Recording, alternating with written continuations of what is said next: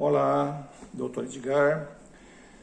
Hoje nós vamos falar brevemente sobre uma situação que muitas famílias têm, que é a questão do interditado.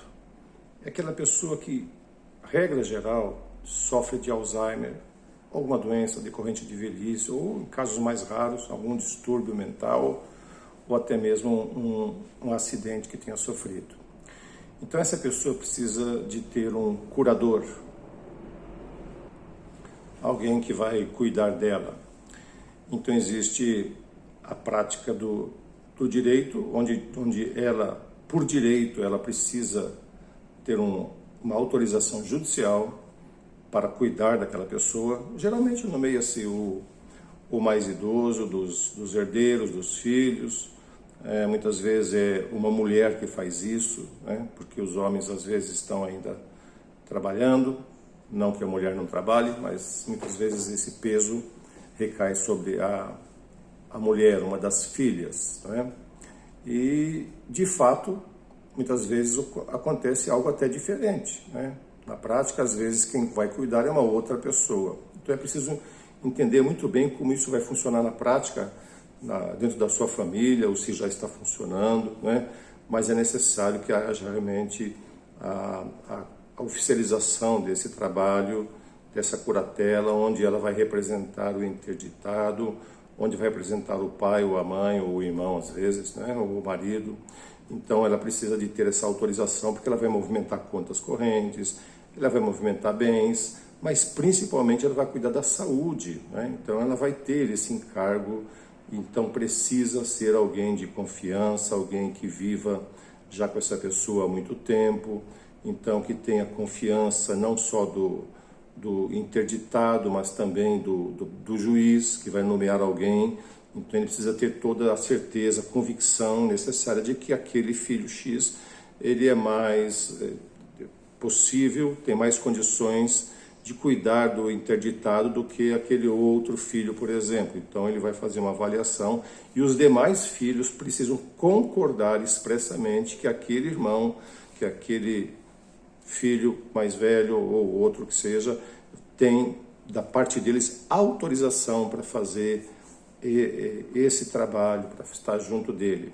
E aí surge uma coisa muito importante, né? Eu estou começando a estudar um caso agora em que aconteceu isso. A pessoa que cuida, ela abdicou da sua vida profissional. Ela tinha uma atividade independente, autônoma, mas tinha o seu modo de vida, tinha seu estilo de vida, tinha seu ganho financeiro, e ela abdicou dessa função para cuidar da mãe que estava, então, enferma, estava invalidada de ter atitudes e ações perante o mundo jurídico.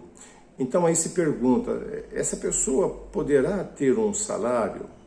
O trabalho dela é tão relevante que os irmãos reconheçam, e muitas vezes não reconhecem, aí surgem discussões, surgem brigas, porque um acha que não é justo, que o amor é mais importante do que o dinheiro, mas aquele que está trabalhando está dedicando a sua vida inteira para aquela finalidade. Então isso muitas vezes tem um custo, e se a família é, de certa maneira, bem abastada, ela pode, evidentemente, designar um salário, podemos dizer assim, não é?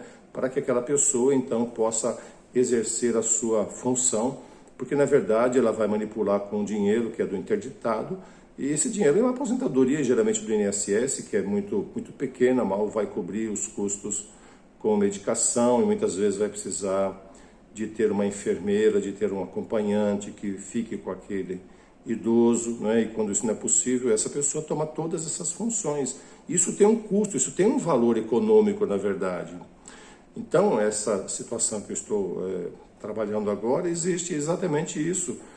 As irmãs não reconhecem que ela abdicou da função e não acham justo que ela tenha sido remunerada, porque nunca foi lá atrás, e agora que a mãe faleceu, será que ela tem direito a buscar essa compensação financeira, porque abdicou da sua vida sentimental, da sua vida financeira, para se dedicar à mãe durante tantos anos?